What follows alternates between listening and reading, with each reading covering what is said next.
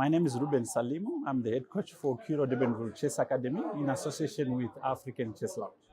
We've got 12 kids from the Chess Academy. I mean, we play chess and you like chess. You never really think about it until I think the first student was a student called Oliver, and he came up. His parents came with more parents who wanted coaching, and before he knew it, I had a few people that wanted, and we had to look for a venue and so on. So it was like a natural process. Yeah, I didn't plan it like, oh, I'm gonna have an academy, but as you grow and develop methods, you realize that we've got something worthwhile, and we can push for more. Yeah, he loves chess. He enjoys chess, and I think there's no better way of doing it than that. And for me, it's comforting because I've got someone to discuss chess with at home. He's doing okay. I think he's lost. He's lost too. He's not happy. I think chess has been around the game for a long, but we haven't had opportunities for kids to play this kind of event. So this is first. That was his first SAGCC. This is his first international tournament, and it's quite a lot to sort of grasp for a kid. But I think he's doing fine. He's not happy, but I think he's doing fine. Well, so in the academy we have they have their one-on-one sessions, but we also have high performance sessions for juniors and for seniors. For the juniors, it's everyone below 1,000. For the seniors, everyone above 1,000. So that's a weekly thing. So they get to learn individually, they get to learn in a group, and they get to compete every week. So by the time we get here, they're in form. And it's not like just for this event. This happens weekly. It's going to happen today, even if we are here. So they get into the groove of playing. And that, I think, sets us apart in, it's not normal that you have 12 kids at an event like this. But because I think we put in that kind of work, the results, come through. So when we knew exactly who was coming for this event, we had to design programs for each individual so that we would work and get them ready for it, including their repertoire and so on. I've got some people in the background. I've got Sean Somai doing a lot of the technical stuff and designing stuff and whatever it is that needs to be automated for the kids to be able to progress. I've got two coaches, Natasha Yube, Martin Kona in the background doing research. I just present and manage the human aspect of it and psychological elements of it. But I've got a big team, and some of the parents actually help with some of the things so that I don't have to. I just deal with the filtered information that I have to communicate to the student. I've got a lot of background work in counseling, so at this event, you need that a lot. So it helps a lot to be able to know when to be hard, when to be soft, when to let them cry, and when to give a pep talk. Yeah, so yeah, that's it. Oh, my designer. A designer? A secret designer? No, it's FJ Designs. She does a lot of my clothes. And You weren't joking? yeah? You were not joking? No, I'm serious. No, she does a lot of stuff. I'm kind of, it's nice. I mean, we just did our uniforms, right? Oh, love that. Yeah. and input is very useful because that's when you realize like chess is more than just about the game, right? The ones who like the fashion they should be wearing nice also, and it also breeds a form of identity in what you're doing. So oh yeah. This was designed by. She's not here with us, but she's in this door. It's Liz Vederman, Yanko's mom. Her husband has been enjoying the trips. She's at home holding the base. What's in the t-shirt? I'm gonna look front there. Oh, I love that. I have a lot of people behind me. Like that's something. Sometimes things like that don't show. Kuro like puts its whole weight behind what I do, and I've got the sports department like it's my disposal. Whenever I need something, they are there to really help with anything. I know they're back there, like following results. Like we've got about 6 kids from Kiro here, and yeah, so it's a big win and a big parent support group that enables us, to get this done, and it makes it all worthwhile. You must play chess. Must play chess. Whatever level you are, you must play chess. And if you are really serious and you put in the time, you can make it. I mean, we've got 12 kids who've never played an international tournament here. They're all playing. So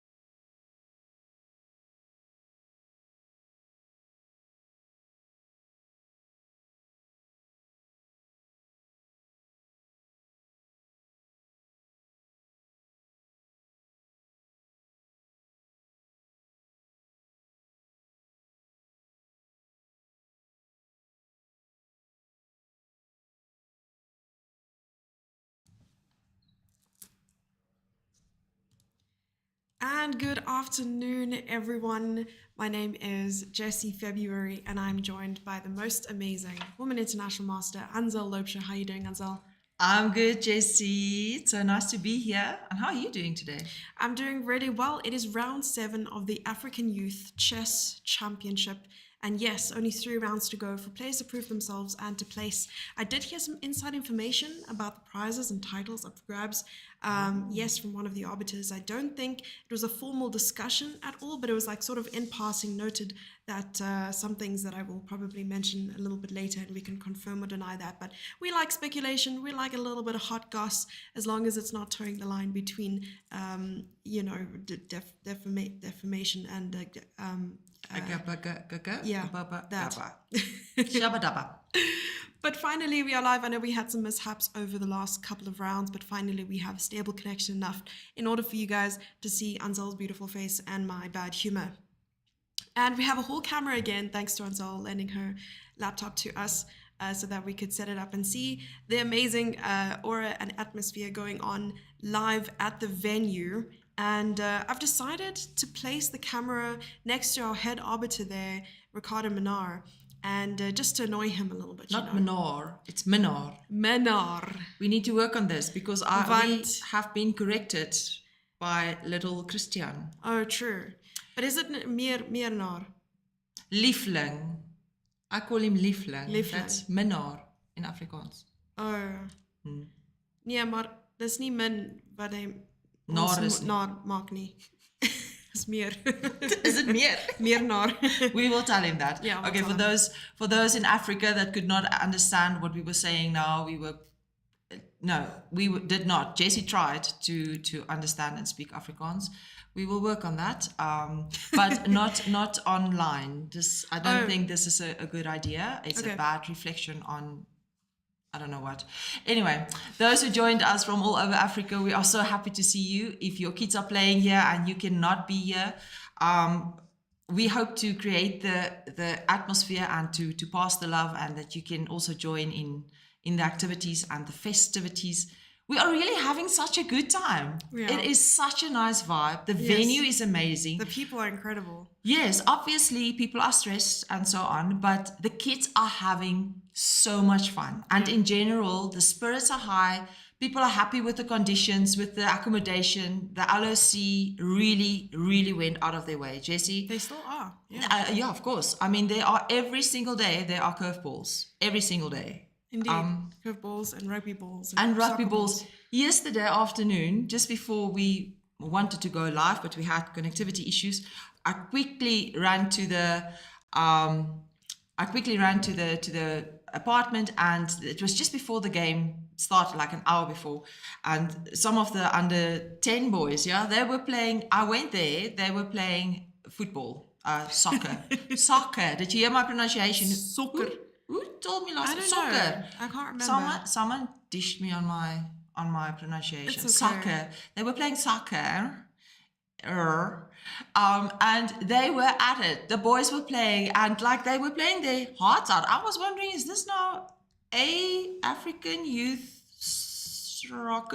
soccer championships? Anyway, when I came back, there was a rugby ball, so they switched to rugby, and the next moment they were sitting at a chessboard and playing chess. It's incredible. This is how it is. Yeah. Boys, different age group, different countries, playing chess, soccer, and rugby all at once. It's very true. And what's so nice is that a lot of the people we've surrounded ourselves with here have warmed up to us, to the point where I think there was even, like, during dinner last night, one of the girls coming to analyze her games with us. We have a nice little picture to depict the emotion that went into that. But we sat across the board with her, and we spoke about one of her games, and we asked her to pick a game to show us, and of course she showed us one of her proudest games that she played, and she can be proud of that one. Of course, it was incredible. And what age group was that? I can't remember. Under 8? Under 8 girl. Yeah. And my heart melted. And you know, I'm always someone who is like, I love kids when they're not mine, but it's really when they're not yours, and when they're not hungry and they're not tired. No, but if they're tired, they look all sleepy, and it's fine. No. And they can take little naps in your arms, and it's so adorable. Jessie, No? the Okay. parents will disagree. Oh. There's nothing as quick as a child who's hungry or tired that will tell you that they're hungry or tired. Oh, Yes. by definitely. crying? Maybe the parents on the group, if any of the parents Yeah. are watching, please just help Jessie here. How do you know your child is hungry or tired? Well, there are ways in which I also tell others that I'm hungry and tired. Yeah, that hangry. It's a hangry kind of thing, right? And someone asked in chat if we want coffee. We have our coffee right here. I actually know it's decaffeinated Water. brown We're water. having decaf water. Indeed. All right, just to talk about the schedule of the last 3 rounds, we have one round started, or it started at 3 o'clock, so an hour ago. Tomorrow is the second last round, also at 3 p.m. And then the final round, Anzel, is on Saturday morning at 9 o'clock. And the reason why it's a morning round is because they are going to be hosting the closing ceremony, the prize giving at 4 o'clock that afternoon. Unfortunately, Anzel, you're departing. You're leaving us alone. I will join a little bit in the morning. I think Saturday morning we should start at 9 sharp with the stream, so. yeah? Yeah. And then around 10, 10:30, I will have to scoot out here to the airport because I'm flying out to Qatar to Qatar. We're gonna miss you. Qatar Yeah. to He's gonna present go buy some milk and cigarettes. and white bread. Yes. And now I'm going to present the preparation of teachers course quickly there for 4 days, and then back to Cape Town. So I will have to be able to be in time. My English airtime is really low. Can someone send me English airtime, please? Just quickly. I can't even have a two It's extra not two unlimited. in my sentence. Qatar. All right. So Saturday morning we will. So we can't even send you a please call me. No, if there's a have 2 in airtime. it, no. Jessie, I please want to see the under 8 boys. The under 8 boys. And there's a reason for this, right? There's a reason for that. Okay. Board 2 under 8, please. Board 2. I had a very, very serious discussion the other night by Christian Cronier. He came to me, he brought his coach. I know his coach, Dante. We will get Dante in a bit. Dante said he will join us in the studio. Oh, nice. I like that. So Dante called me and he said, Christian wants to speak to me. Yes. So I actually met the parents in Swakopmund last year when I presented a course there, and they had a tournament. So I went to the tournament afterwards. That's in Namibia, right? Yes, Okay. yes, that's Swakopmund, yes. Yes, that one. And then I met the parents and I met the boys, and then Christian told me that we pronounce his brother's name incorrectly, and I said, "Who's your brother?" Or what did we say? That was my first thing. What did we say? You know. What did we say? Yeah. So he said said a lot of things. Frederick. And it's not Frederick, it's Frederik Cronier. Frederik Cronier. So Frederik Cronier is now playing white. Just say it nicely. Frederik Cronier. There we go. The mom told me that sometimes when she works quite a lot in Africa, and they sometimes call her, pronounce the surname Cronge. Cronge. Nice. Yeah. So it's Frederik Cronge. Yeah, Frederik Cronier. Do that right now. Yes. Against Salah Yassin. So they are playing on board 2, and Frederik has 1 hour, and his opponent has 1 hour 25 minutes left. So Sicilian. We do like the Sicilian. Yes, we do. Dragon accelerated. Yep. Yeah. Accelerated dragon. And giving up this bishop on e3 is always a little bit or slightly frowned upon, though. This is quite interesting. Just a second back. Just move back, please. Yeah. This is quite interesting. Because on one hand, if you take the knight, this one is hanging. So you sort of want to see if your opponent's going to see if they see. But then they could also take with this pawn. Yeah, but this is like the knight is attacking the queen and the queen is attacking the knight, and this is knight rider at his best. Knight rider. Yeah, I think. Because look now, the knight's attacking your queen, your knight's attacking my knight. And then my if you knight's take attacking here, yours. they have to take here. And then if you take, I don't know, if you take here, then I don't really know. Then they probably take here. Black, yes. Yeah. So you might have to play something like this first. No, actually, no. You just take the rook. Yeah. Yeah. Imagine you could take with a castle there. That'd be so cool. You could How cool would that be? But then you would have to be like, whoops. Ratata. Ratata. So you double take the knight, because the king and the rook. So you'd have to go, yum, yum, yummy, yummy, yummy. Yummy, yummy. Yeah. All right. So the queen did go off, but the knight took back. Just because, I mean, this makes sense as well. You don't really want double pawns. And there's that dragon bishop spitting the fire to b2. Exactly. And so he played correctly here, I think, because now maybe c3 to just block the bishop up. Yep. After rook takes, you want to play something like c3. And then later on, you can start developing your knight again. But now it is an endgame where you have 2 bishops versus a knight and a bishop. So that could be a little bit tricky to play for white. But I think it's just relatively equal if you were to sort of just consider what is the material like? It's but equal. just take one move back, please. Yes. Okay, so, all right, so white took, yes, then black played. Oh, rook takes, okay. Now maybe c3, but still, it's equal, I think. Yeah, I don't know what black missed here, if black missed something. You sure? Black missed something. Like what? I mean, it's minus 1.5. Oh, I see. Yeah, I think maybe it's just the placement of the pieces and the fact that black has a bishop pair. Okay. I think that might be the edge. You're looking I at suppose. what will be the edge in this position. Yeah, I think it's maybe that. But we don't black, like edge. We like 5G. I have no idea what you're talking about. Oh, you mean? Oh, I get you. Oh yeah, Jessie. Okay, we like 5G. Okay, so d6, c3. Okay, c3 was on the board, which is nice. And if you want to take a look at the chat, there's a chat. Hello, everyone in chat. Thanks for joining us today. I'm sorry for yesterday once again. But do we love the London system? You know, I was playing against one of the little girls that we met a little bit earlier. She wanted a game against me. So she said to me, she showed me a notation book and she played, white against me. And she played the London system. She said she's been playing the London system for 3 years. How old is she? I think she's under 10. Oh wow, okay. Under So 10. she probably played that since she learned. I mean, a coaching life then. She played the London system for 3 years. Let me just double check. I will tell you just for sure. I think she's playing on board 5 today. And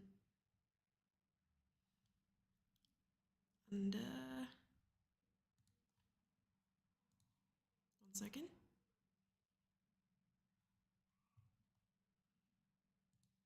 Under 12, maybe. I think she's under 12. Yeah. Leia Swanepoel playing under 12. And she's playing really, really well. She found a nice tactic in yesterday's game. Oh yes, I remember Leia. She Leia. came to greet you when we were setting up the studio. Yep, Yes, I remember. So then I played a game against her, and she looked me in the eye, Anzel. You know what she said to me? As she was playing the London system against me, she said to me, I know you don't like the London system, and that's why I'm playing it against you. The nerve. We ended up drawing the game. Oh, I wow. had to go. She was also doing really, really well in the position. And now you like it even worse. I offered the draw. Or even less. I like it even less now. I can imagine. So, yeah. Leia Well done, Leia. My money is on you. is playing on board 5 in the under 12 girl section today. Oh, great. And I really hope that her game goes well. And She's playing white. And she's playing with the white pieces. And I said to her, are you going to play the London system? She said to me, I would too. Yes. If I was her then. In that. She beat you. She didn't beat me. Does it hurt? I You drew. go there. Oh, you drew. That's like beating you. It's the That's same true. thing. Same WhatsApp group. Same WhatsApp group. All right, so that's the little story that I had over there. So let's just take a look at what happened in this game. So b5 did happen, and the knight did jump to d5. So Frederik is doing a good job at utilizing his pieces here. And after e6, okay. So the knight there wasn't the greatest, just because I don't think it has many prospects after something like rook c8, knight a6, and you sort of have to retreat. Yeah, yeah. So the knight on the rim is dim, right? It's a little bit grim, a little bit dim, a little bit all the things that rhyme with okay. Crown. Oh no, dim. Slim. Please don't say that knights commit crimes. It's not okay. Knight to b4. But do they do that during daytime as well? No, only when the sun sets. When it's on night. a Tuesday. When it's night. At nighttime. Oh, I see what you did there. I'm so slow today. You are a bit slow. I think my brain cell airtime is running out. But okay. Knight a5. A5, knight d3, d5. Oh, just look at these bishops. Yeah, it's looking a little bit better for black. But once again, there's no material deficit yet. You see, what black is doing here is to open up the position because he has the bishop pairs. And that helps a lot. So materially, they are still equal, but black definitely has the advantage in this position, I think. Exactly. And now there's a threat of taking. You're attacking the knight and winning a pawn, and this pawn is also looking a little bit weak. So it was important, I think, for Frederik to at some point bring his rooks towards the center before advancing the pawn so far. Especially with e5, I think that was a little bit overzealous. But now, maybe there's a way to consolidate. This is the current position, actually. Okay. And now it is Frederik he's spending time on the clock, which is good. That's good, yes. You don't want to look too much at the deficit in time, but you do want to make sure that you're spending valuable time on the position, trying to find the best way forward. So, yeah, we'll keep an eye on the game. He's playing against Egyptian Yassin. And I hope that things go in his favor.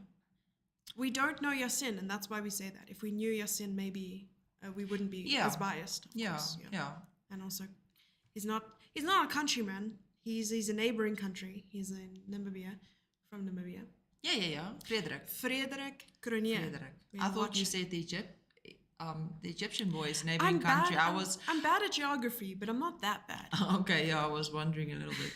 Because when we flew to Egypt, when was it, last year? We had to fly 40 days and 40 nights to get there. So if that's a neighboring country, then I was worried, yeah. You make a very valid point there. Yes. So shall we go all the way to the under 18 section? Let's do that's that. What we are looking at right now. While you are looking for that, you can tell us all the interesting facts of today. Yeah, I quickly checked before the round. I quickly checked who is still on board one. Looking at the starting list. Yes. The first rank, who are still holding their place on the first board there. So under 8s for the open section, the first rank is still on the first board. And for the open section, for the girls, this is the interesting thing. For the girls under 8, at the moment, the girl who's on the first board or on 6 out of 6 was ranked number 23. Oh wow! Yes, so that's quite impressive. That's nice to see that there's some talent coming up there from somewhere, True. And then under 10, the open section still first rank, first seat. And the girls, the second seat is now currently ranked first with 6 out of 6. Under 12, the third, Kenya? The third, what did I write here? Oh yeah, the third seat is now on top rank. The third rank is now top seat at the moment with seat. Is that not the word? Seed. Is it not seed like, seed? But isn't that something you plant? You're seeded in a tournament. Yeah. But he's sitting on the seat on the first board with 5.5 out of 6. And then the under 12. I love Anzel, guys. She's the best. Of course you do. Then the under 12 girls. Yes. Is number 1 is number 1. Number 1 is number 1. Yes. Okay. Subject. Tuning in from Sudan. Wow. Oh, who's that? A baobab tree. Baobab tree. Baobab. It's the O first. Baobab. That's what I said. Anyhow, welcome, baobab tree. Sounds like a vegetarian name. Okay. Welcome. Happy to see you from Sudan. Who are your players? Please let us know if they are on the wooden boards. I don't know if there's anyone from Sudan here. Is there? Oh no, I don't know. I'm not too sure about that. But we are happy to see you here. Yes. Thanks for joining us. Nope.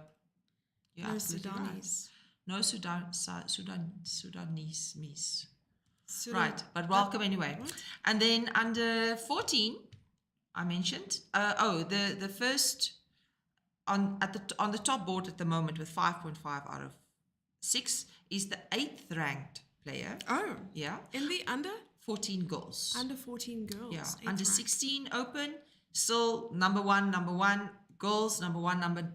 But remember, we said under 16 girls is where the only WIM is playing, Joy, and she conceded a draw earlier. I think it was round 3 or 4 to an unrated player. So it happens. Well, at least for her, it's okay because it doesn't affect the rating. Then, am I right?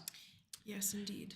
So so Joy is still on the first board, and then under 18. At the moment, the person who's top is the number 5 seed. That one, and the girls is the number 3. Ah, I see. And all of them with 5.5. So there are no more under 18s. Then no one is on full score anymore. So that will not be a perfect score result at the end. But we don't expect under 18s to have a perfect score, right? Because I mean. Competition is quite No, I think for lower sections. Perfection is really overrated, though. Says the one who got almost a perfect score at the closed. Yeah, well, someone took half a point away from me. What must I say? Someone was lucky. Okay, Ah. so let's look at this quickly. Oh, this is interesting. Oh, So thank you, Mish.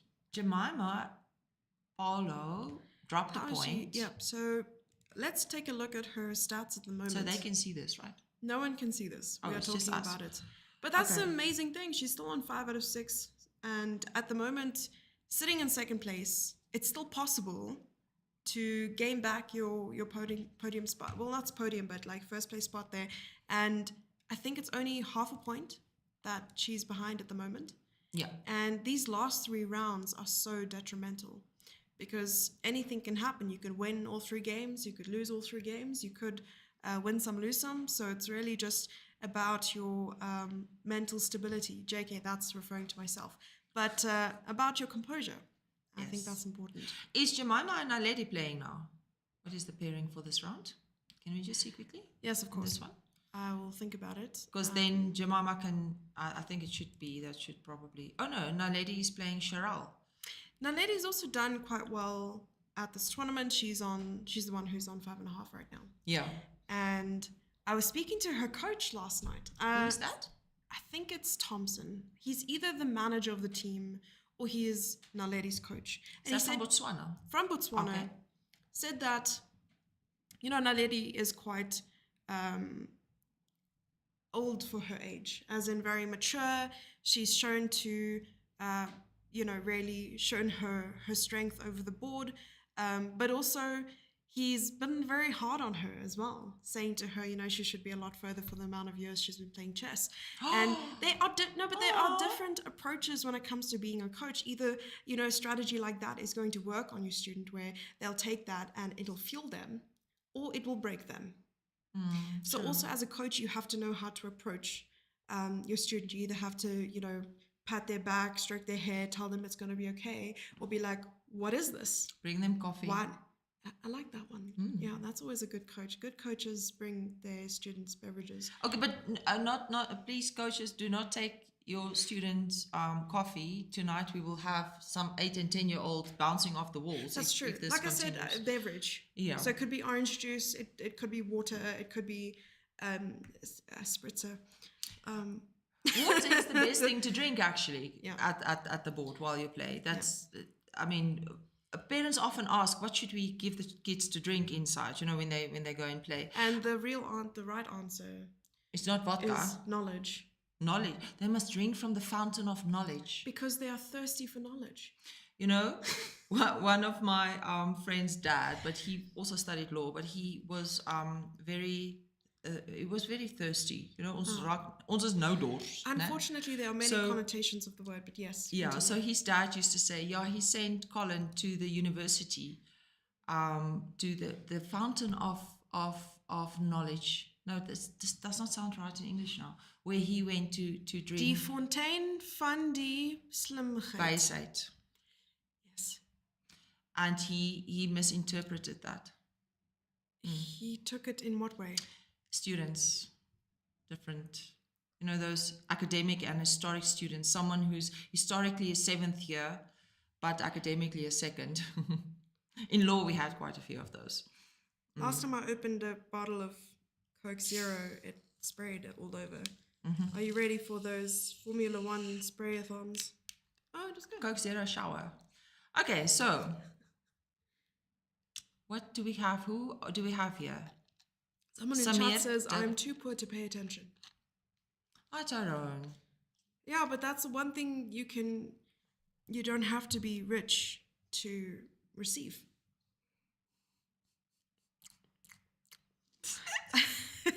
I don't understand. Alrighty, so shall we take a look at this game? Yes, please. Board 1 from of the start. under 18 section. It is Egypt versus Tunisia, which we have seen timelessly over and over and over. And I saw a post actually the other day. It was either yesterday or the day before, or when they arrived after the first round. Egypt was, they were posting group photos of their team and their accolades.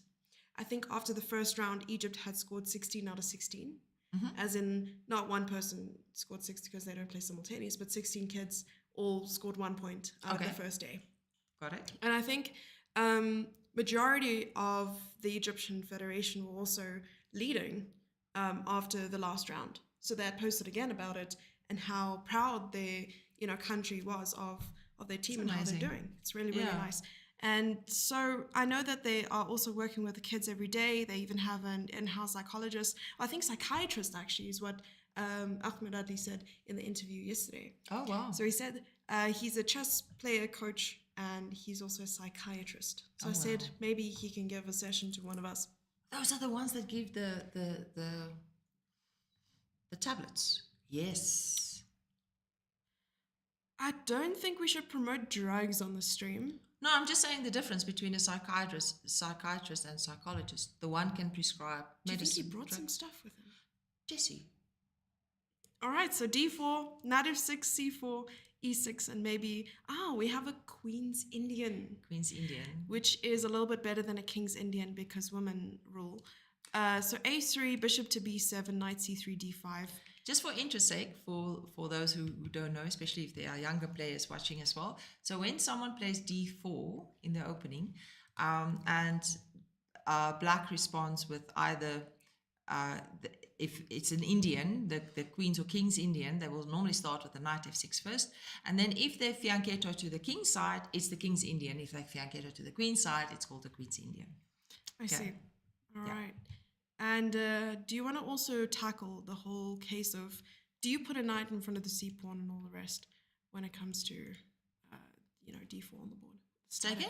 With static pawns on the d file. What it means to create pawn breaks in the center with moves like c4 and moves like c5. And why, it wouldn't be ideal to put a knight in front of that pawn, and what would be the disadvantage of that? Other than the Jabava London knight wiggle. Wiggle. Knight wiggle.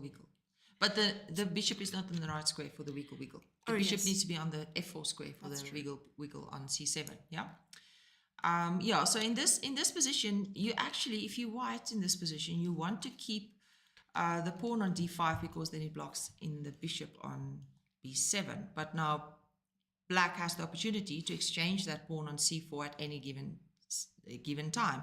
But white also wants to then gain a tempo if black exchange the pawn. So ideally you want to get e3 in as soon as possible, because if the black pawn takes on c4, then the bishop develops by taking the pawn.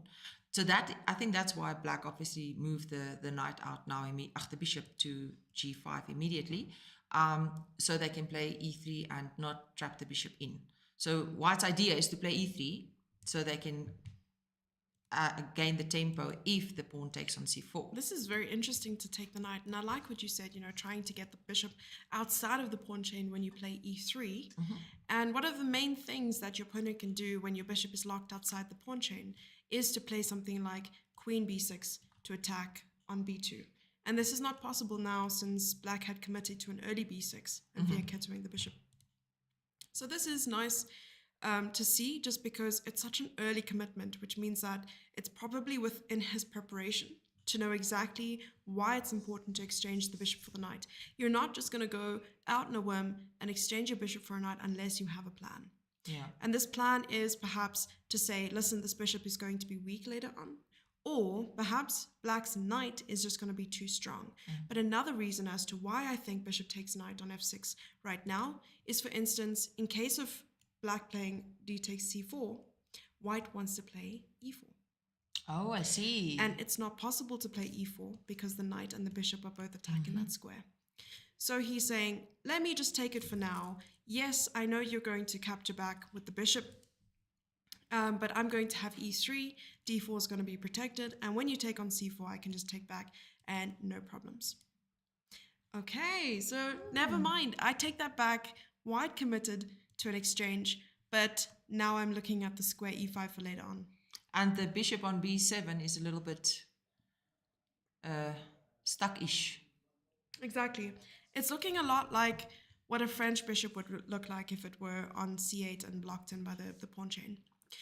And what I think black will want to do later on is actually exchange the light squared bishops. Because if we look at the static pawns in the center, we mentioned that whatever color that pawn is on, if it cannot move forward, that the opposite color bishop is strong and the bishop of the same color is weak. And what white has already done and ensured is that the dark squared bishop is gone. The bad bishop is exchanged. And now the plan is to play e3, bishop d3. Yeah. So this will technically be the strong bishop for black, and this will technically be the weak bishop, just until the center opens up again. Yes. All right, so Absolutely. queen to b3, attacking d5.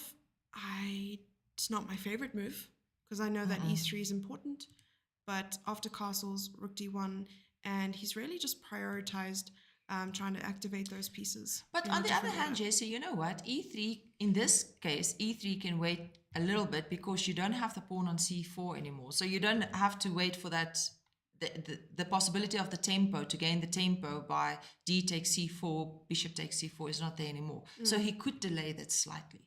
That's true. I do need to note that g6, this move played by black, took him 25 minutes to play. What? 25 minutes. And I can only think of two reasons as to why you would play g6.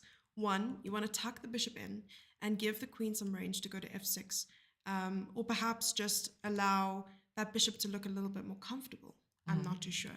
Other than that, it is to create a kind of wall if bishop were to go to d3 and, you know, not be as active as you'd want it to be if you were white. So Like for 25 minutes, artificial fianchetto. yes, exactly. Castle fianchetto by hand, I suppose. This would be the same as when I wanted to make spaghetti and wanted to break the spaghetti. Remember? I'm When going to I have made- to ask you to run me through that thought process as to how you got to that conclusion. Fianchetto. So this is artificial fianchetto. So me breaking the spaghetti and cooking it would be... I see this. How can you not see this? I'm sure they all understand exactly my what I'm saying. third eye is blind. Do you need sunglasses? I clearly do. And I have them in my bag in case I have to wear them. All right. So bishop to d3, bishop g7, and castle, finally. And now we are approaching, the end of the opening phase and moving into the middle game. Black still needs to develop the knight. White's done a good job at bringing out all the pieces. It's only this rook that needs to make it to the center to be, somewhat active. And black has a few moves to get there. But black has also made quite a commitment here by playing king h8. Because black hasn't completed their development yet. Yeah. And black still needs to play, knight d7 or knight c6. And what I think the plan is, it's to play, f5, knight f6, and knight here. This is the square that black wants. And I think just by playing this, you're showing all your cards. And white will want to get this move in really quickly. I'm also thinking, I don't know. Excuse me. So we want to get the knight out. So you set the knight to e4, but also, what if we can get the knight to c4? But To C4. obviously chasing the queen. So I'm thinking knight c6, knight a5, and then knight c4. Because then if the bishop exchange for the bishop for the knight, because the queen must move away, right? So Yes. if they tuck the queen on a2, then we just leave it there. But if the queen moves away, then if we put the knight on c4 and the bishop takes, if the pawn takes, then our bishop on b7 is a monster because it's eyeing g2, and we don't mind to get the pawn off the d file, maybe. That's true. I'm just thinking of plans here, but I'm not sure if that's going to work. Because the question is, remember, when we commit a knight move, the knight is still in his pajamas, so he can go anyway now. But we have to ask, where does that knight want to be eventually? That will determine where we're going. Yeah. I try to work backwards in a way. So Yeah. I'm trying to find reasons as to why a player would play what they play. And when I think he played g6, he saw all these ideas and he wanted to find a way in which to get his pieces into a comfortable position where the position can pretty much play itself. That whatever you do, you're just improving your pieces and you don't have to try too hard here. So with king h8, I saw a load of F5. reasons. A load of reasons. And it took me back, as I said, I'm working my way backwards here, took me back to when c took on d5. Because it is the queen's gambit where, it's exchange variation on d5. And it reminded me, I don't play d4, but I know that one of the main ideas for white, after exchanging on d5, is to then create another pawn break. However, this pawn break is usually after knight f3, knight e2, f3, e4. And black must have known this plan and wants to take control of e4 before white can do anything. And once black can stop this plan by white, black pretty much has either equalized or can now fight for an advantage. However, he has chosen quite a different way of approaching it, and I think maybe he's overthought this position a little bit. But with f5, with the knight still on b8, white may have some resources available. I like the idea of f5, f4. f5. Eventually, yeah. Okay. Let's see what white played here. So rook e1, f5. And like I said, knight still on b8. I think white will have some resources available, even if it's not, because you're also pushing pawns when you shouldn't. White can now, I feel like, take advantage of the fact that black is still underdeveloped here. I'm not entirely sure how. I think one of the first moves have to be h4 and then maybe knight g5. Well, f5 also assists black with blocking the knight on e4 and leaving it there, literally. Yes. But until then, it's going to be 1, 2, 3 moves. So and what does... in that decade, I feel like white can really achieve a lot. You're right. So I don't know what the best move is here, but I would like to see what happens after h4, according to the evaluation bar. So just to let everyone know, we have the evaluation bar on, just to tell us if there's some like tactical nightmare, or, you know, if the moves that we make on the analysis side of things is good or bad. And we don't have the lines on because... We clearly don't have the lines on. Because we would like to see, you know, how much we can see without using the engine or it making us lazy. Yeah. But we also try to keep this natural and we don't have grandmasters. And for chat to laugh at us. Yeah, but tuning in for advice online, you know, on novelties for this session. Yeah. This is a family and community friendly idea that we want to have to include parents and friends. And so if your grandma wants to tune in, let them tune in. If you want to shout out to your grandchild or your neighbor's child or whoever you are watching, give us the name and we'll give a shout out. You know, this is for everyone to know more about chess and to create awareness. That. Yeah, exactly, to create awareness. But if there are grandmasters on the chat that need or on the stream that need some advice, we can talk. Put on the engine quickly. I just meant life advice could be pretty good. So if there are grandmasters in chat need some life advice, we're happy to help. I'm really good at certain advices, including friendship advice and you know other career advice and stuff. So h4. Did he play that? No. Oh, he did play h4. But I'm thinking this would have been so normal for me to think up. Of course, my follow-up could be atrocious, but my plan is simple. Nice, yeah. My plan is very, very simple here. So h4, c6, and already things are not going according to plan. I think this is not the way to go. I think you're supposed to play... Oh, you can't even play this. You can't play it because d5 is hanging. Oh, it's hanging. And again, black is going backwards and saying, I want to play this. My plan has to change right now because white is trying to capitalize on my underdevelopment. But he is not changing his plan. He's stubbornly trying to stick to this plan and plays yet another pawn move. Yeah, but I'm also thinking maybe, because he wants just to stabilize the center. Yeah. You know? But what if black maybe exchanges the light square bishops?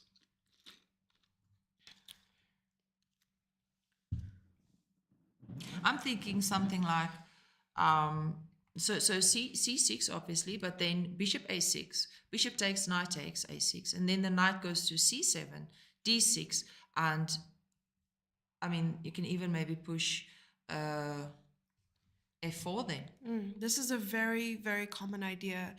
What you're talking about, you know, trying to trade the bishop on this diagonal. It's very, very common in the French. And it's good in the opening when your opponent hasn't fully developed yet. But when they have, it becomes a little bit more difficult, especially with the holes on the king side right now. But I like this idea. So if c6, and let's say white plays, I don't know, knight g5. What are the prospects for the b7 bishop for black?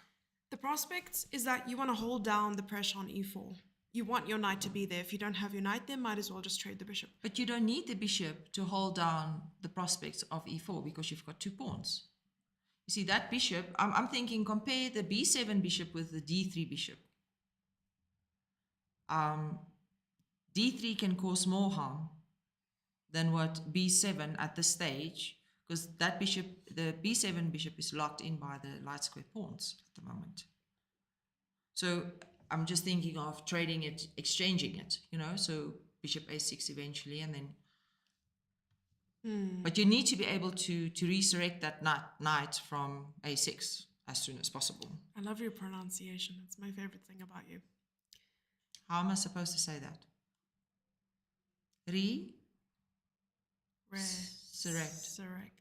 Resurrect. No, that's just my way of saying it. I could also be wrong. No, I think you're right. Resurrect.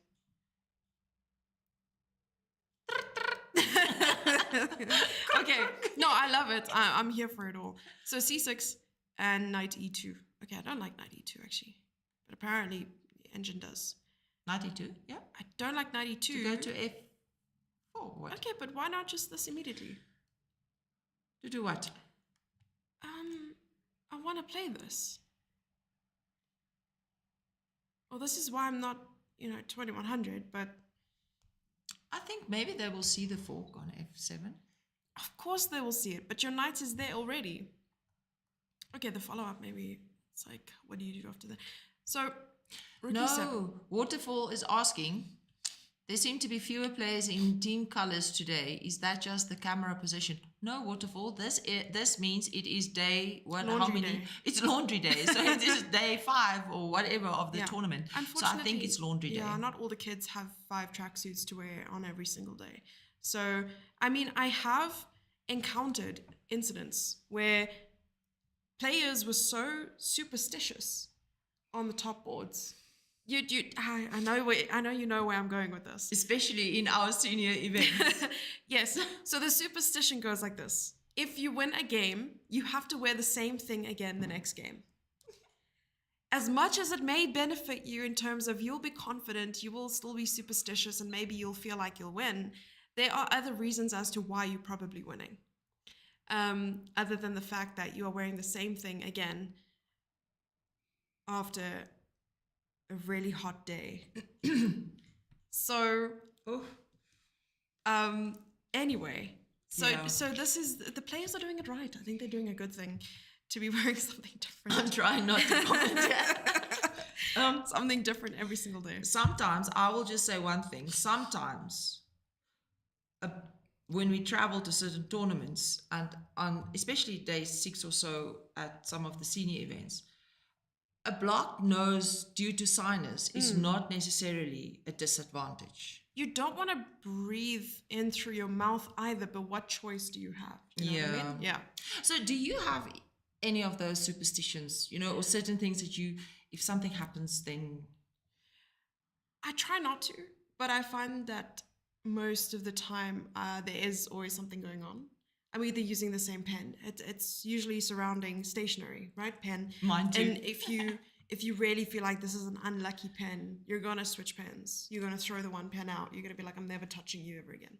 And then you'll try a new pen and then realize that it's just your chest that's completely horrible and it's got nothing to do with the pen. But it's pens usually, and believe it or not, shoes. Shoes. Oh wow. So I find that you can know a lot about a person by the kind of shoes that they wear. But I'm also superstitious when it comes to the pair of shoes I wear on a given day when I'm playing chess. It's weird. But that is so true. At least you don't have to wash your shoes every second day or something like that. And you can keep on wearing them if you win. You should change your socks though. But shoes, yeah. I have these also with pens. So I will, as long as I win a game, I use the same pen. Okay. But I will literally, if I lose a game, I will walk out and I'll throw the pen in the bin. and Oh, not no. use the pen again. In the bins, you're not Or going to use the- it for something else. Or in my cabile if I'm playing locally and I'm there with my car somewhere, but I take it out of my bag because Yes. it needs to be, I do not take any risks, like it's too close and then I have to use it again.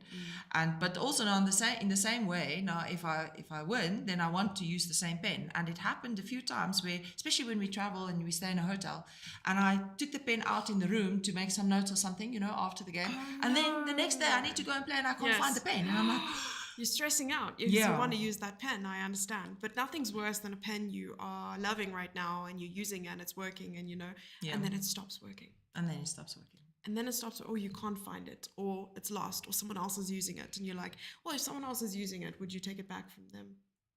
If they won, yes. Consistency is key. All right, watch out for, just guard your pens, guys. Listen, Jessie, I want to go and find Dante quickly. I do want to. Why? So if Dante, if anyone out there is seeing Dante at the moment, tell him I am on the hunt. I'm on a mission to find him quickly. So then meanwhile, when we come back, can we just see if Frederick is still playing? Because I'm going to ask Dante. So if you have any questions for Dante is Frederick's coach. Now, the interesting thing is here that I want you to use this opportunity because you can now have questions on how do you coach an under 8? That is a great question. How do you prepare an under 8? Yeah. How do you go about? How much time do you invest, and how much time do you invest in researching the opponents? Positions and so on. An under 8 hasn't necessarily been around for very long. Exactly. So the likelihood of finding games is very low. Mm-hmm. But also the whatever the coach is working with that player is also limited for the player's sake. So True. How do you prepare? So if you have questions, pop it in the chat. And I'm going to go find Dante quickly. Sounds good. So then we'll go to a break and we will see you when we're back and hopefully have a nice guest to chat. Wait, yes. I have a quick story. Tyrone says about the smell, Vicks under the nose works. It does not, Tyrone. That is an absolute lie. When I studied law, we had to go to a morgue, all right, once. Wait, what? No, honestly. To look at a post-mortem, oh God, what do you call it? Yeah. Do you have any idea what the smell is like? Why did you have to go there? For law persons or something. I think there's a benefit to seeing people who are alive still when studying law. It's even worse when they cut them open when they can't say ouch. Don't study law if you don't like blood. So anyway, so the seniors facilitated this, the senior law students. So they told us, there might be a smell, but all you do is you just put Vicks under your nose. It helps. Oh dear, you get there and your nose is properly open by the time you get there because of the Vicks. And then you smell it in 3D. If there's anything like that. Okay, let me go find Dante. Yeah. Oh, and coffee, you're right. And then we'll talk about the origin of the worst smells when it comes to playing chess. I have some stories about that, which I shouldn't tell. All right, we'll be back soon, everyone, and see you now. Enjoy the whole camera.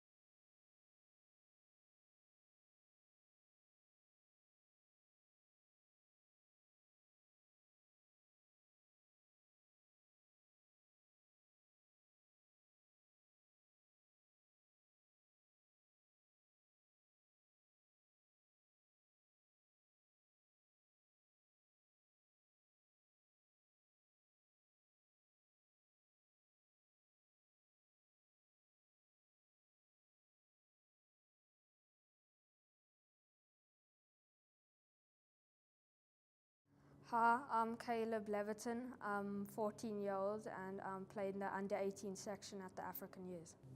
Hello, I'm Judah Leviton.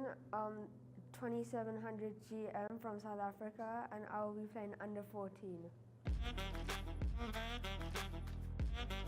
So who is the oldest? Me.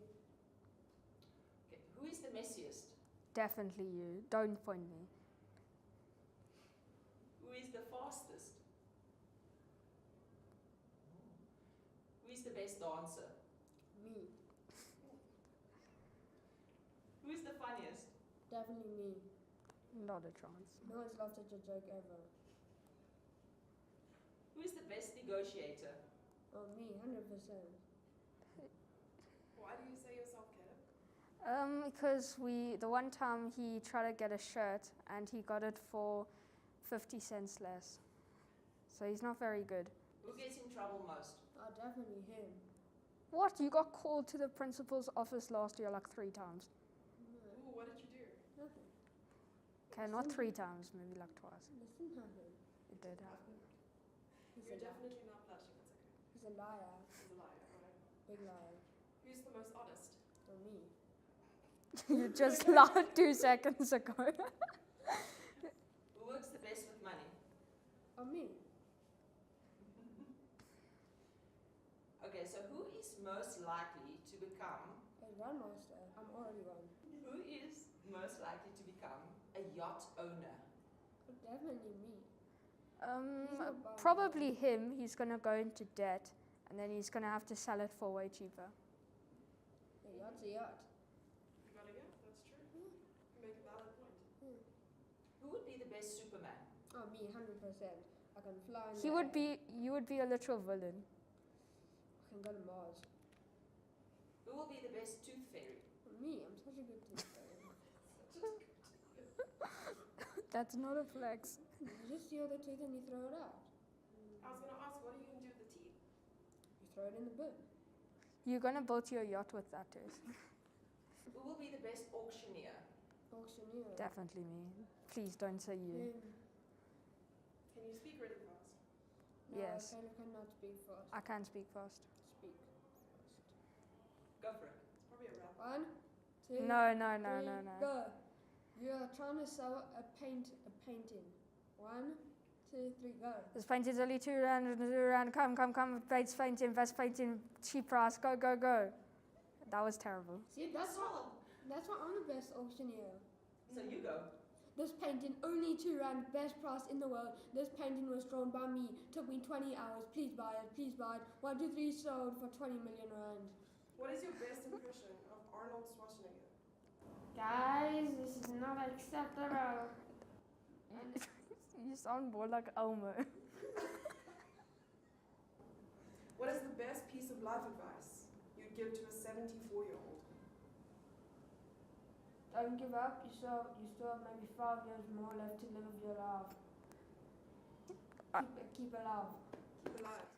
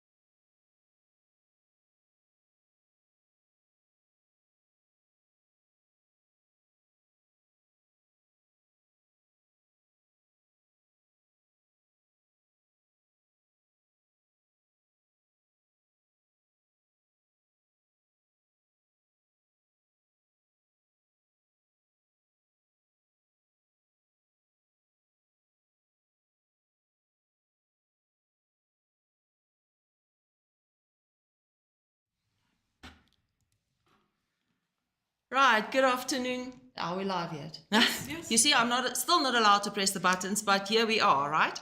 So good afternoon, everyone. I'm Women's International Master Anzel Laubscher. I'm live here from Johannesburg Kopanong Hotel Conference Center for the African Youth Chess Championships. This is such an amazing buzz that we're having here. And I quickly scoot around to find some people outside. And look who I dragged in here. So I spoke about Christian. It's not Christian, it's Christian earlier. And this is Christian Cronje, all the way from Namibia. Christian, yes. Do you want to speak English or Afrikaans? Wil je Afrikaans praat? Yeah. So Jessie will add the subtitles later tonight when we publish this on YouTube. So I'm just adding, I need to create it's called job creation, Jessie. Christian, hoe gaan dit sover in die toernooi? Geniet jy dit? Ja, baie. Is dit lekker? Ja. Wat is die beste deel van die toernooi vir jou? Dat ek 3 wenne het. Dat jy 3 wenne het? En het jy maatjies gemaak hierso? Is dit? Wat is hulle name? Ek kan nie onthou. Maar hulle is van ander lande? Ja. En dan gaan jy weer vir hulle sien, maar julle gaan volgende week iewers heen, hè? Ja. Waartoe gaan julle? Georgia toe. Waar is dit? Dis daar by Swartsee en is dit in Europa? Ja, jy's doodreg. Maar dis baie ver, né? Ja. Maar julle vlieg sommer direk na die toernooi vlieg julle uit. Ja. Is jy opgewonde? Ja, baie. Hoeveel rondes gaan jy daar speel? Ek dink is 11 rondes. Nog 11 rondes. So jy speel 9 rondes hierso en dan gaan jy nog 11 rondes daar speel. Dis al maar baie skaak, né? Hou jy van skaak? Ja, baie. Hoekom hou jy van skaak? Want dit is vir my lekker om te speel en om te wen. Om te speel en te wen, né? Maar selfs as 'n mens verloor, is dit ook lekker om te speel, né? né? Ja, dan leer jy nog steeds. So sê vir ons, wie is die ou wat hierso sit? Dante. Is dit Dante? Ja. En wat doen hy?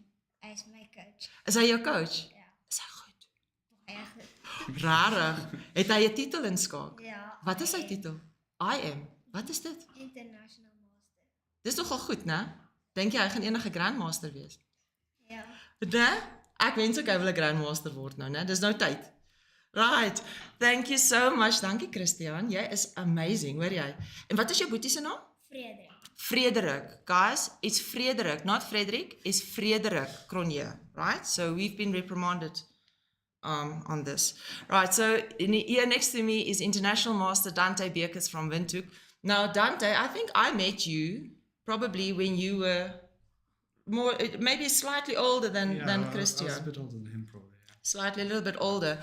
So Dante, kids have this amazing thing or this weird habit of growing up. So this happened here, And a few years, 2 years ago or something, I met him. We played an African individual together. And then this was the first time now he was an adult, playing in this tournament. Normally he was the little one traveling with his dad to the African individual championships. And then he will just chop up these adult players. It was so nice to see that.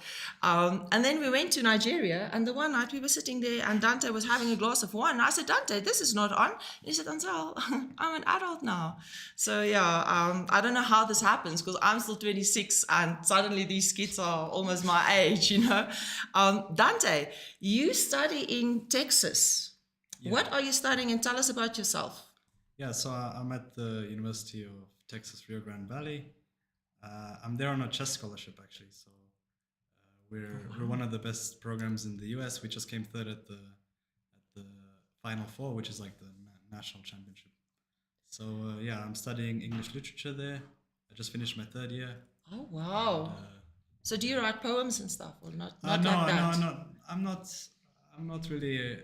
I enjoy writing, but I haven't published anything yet. But hopefully one day. Hopefully one day. I'm looking forward to that. Maybe something like a I am chess poem kind of shabba. Oh, not poetry though. I don't know about that. Okay. And Dante, now tell us, how did this come about that you got a scholarship? You said a chess scholarship. What does that entail? Yeah, so I got it in 2021. Mm-hmm. Yeah, my school recruits players for their chess team, and then we go compete at various competitions. So I was fortunate enough. The team was at a rebuilding phase, right? So they could I could get in there because the team just before mine, they won 3 national championships in a row, and they were rated about 2,600, average rating. So Where are you at the moment? me, my rating, Yeah. my rating is not where I want it to be. I'm just at 2,200, 2,230. Yes. Now. What was your peak rating so far, Dante? I crossed 2,300 for on live rating, but it's quite funny. My ratings, my peak rating on a published list was 22.99. So, 22.99. That sounds like a special. Yeah, it's like you're almost there, but you have to come back down. 22.99, get one free kind of thing. Yeah, I like that. Dante, so you are well done on all this, and I want this. I ask him this to tell you guys this because this should be encouraging to know that chess is not only about the game and representing your country or having the titles, but it can actually contribute to your tertiary education. And this is, Dante is going to be graduating soon, and that because of chess, a chess scholarship, Now, Dante, you are coaching the Cronje brothers, right? So tell us, how do you, because Frederik is under 8. Christian, you are under 12. So Frederik is under 8. Now, this is often challenging for coaches to work with very young players. How do you prepare? First of all, how do you prepare an under 8 player at an event like this? Before a round and after a round, what does it entail? Yeah, it's not that easy. But I generally don't want to put too much pressure on him. So I let him rest for more than prepare, right? If we're going to prepare, we're just going to look at something really quick, talk about plans, right? But generally, I want him to be happy. I think this is more important. If he's in a good mood, then I think he'll play well. I think that's more important than going through many lines and trying to, because generally these kids, they don't know like the type of theory that I would, let's say, give an older player, right? It's more just about getting your pieces out, getting a good position, and often seeing when your opponent blunders. I think this is the main thing. So at that age is often the last one to blunder is the one that will. Well, not exactly, right? But yeah, you have to be aware that they do sometimes. You have to be aware when your opponent makes the mistakes, but. And it's also important for the coach, I assume, to be very patient. And control your subtitles here, when the results come out. Dante, do you have any advice for any coaches out there who work with under 8s? Do's and don'ts. One do and one don't. Oh, it's difficult to ask me because I'm quite young in this game, right? Like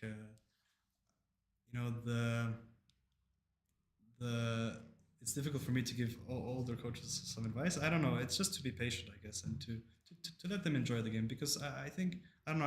I see lots of kids and they're being kind of pushed very hard to do things, and sometimes they don't enjoy it, and I don't think that's the way to go. So it's just to react to the student, right? If the student wants to work, right, then you work, right? But if they get tired, then you should calm it down and do something else for a bit. So. And do something else. You're right. Often that balance is important, right? Yeah. So Christian, wat is jou gunsteling iets van coach Dante? Wat doen hy regtig goed wat jy van hou? Hy help ons prepare baie goed vir die game en hy gaan saam met ons deur die game nadat ons gespeel het. En is hy kwaai? Nee. So moenie kwaai wees nie, coaches. All right, Dante, well done on being here and even for your achievements, but also for giving back to chess now. And we love seeing that. And this is what we appreciate from IAMs and people who have the experience to put back into our next generation. All right. Thank you guys for being here. And Jesse, by the way, there's a Heatman, what do you call that? A Heatman notice out on me. So if I'm not back later on, it wasn't fair play.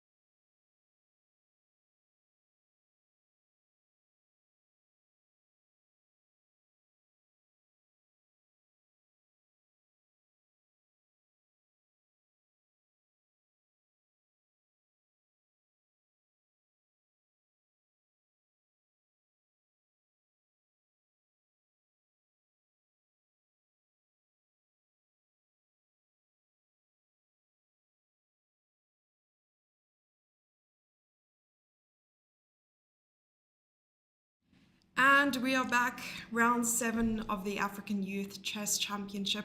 We are joined by special guest, Yuri Garrett, who is a South African chess groupie. I'm just kidding. He is part of the Fair Play committee here during the course. Yuri, how are you?